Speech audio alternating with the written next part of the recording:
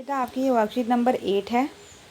ठीक है, इसमें कार्यपत्रक हमारा 8 धातु और धातु के बारे में ही इसमें भारत ने हमें दिया हुआ है। इसमें हमें भौतिक गुणों की चर्चा करी है, जो कि मैंने आपको लास्ट वर्कशीट में भी बताया था। ठीक है, धातु और धातु के कुछ भौतिक गुण निम्नलिखित हैं। पहला गुणधर्म क्या है? धात्विक चमक, मतलब कि चमकते हैं।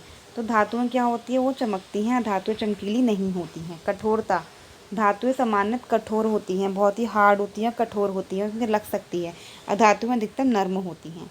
रूप कैसा होता है? धातुएं कमरे के ताप पर ठोस रूप में दिखाई पाई जाती हैं। अधातुएं ठोस या गैसीय रूप में पाई जाती हैं, मतलब ये सॉलिड होती हैं।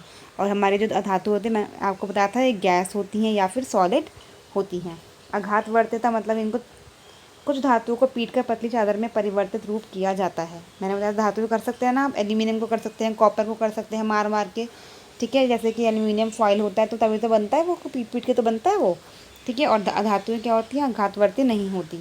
तन्यता, धातु को पतली तार में खींचा जा सकता है, लेकिन अधातुओं को तन्यता नहीं होती, इनको पतली तार में खींचा नहीं जा सकता।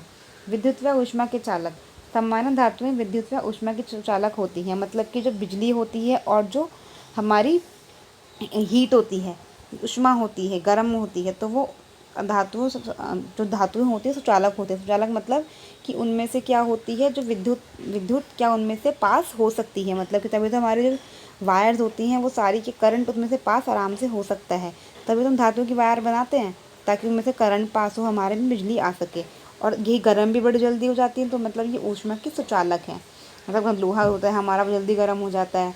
ठीक है, तो ये सब हमारे सुचालक होते हैं। अधातुएं विद्युत और ऊष्मा के कुचालक होती हैं। ये ऊष्मा और विद्युत को अपने आप से जाने नहीं देती। ठीक है, ध्वनिक मतलब आवाज़, धातुएं कठोर सतह से टकराकर आवाज़ करती हैं, अधातुएं ध्वनिक आवाज़ नहीं करती हैं। समझ में आ गया? ठीक है, अब में क्वेश्चंस हैं।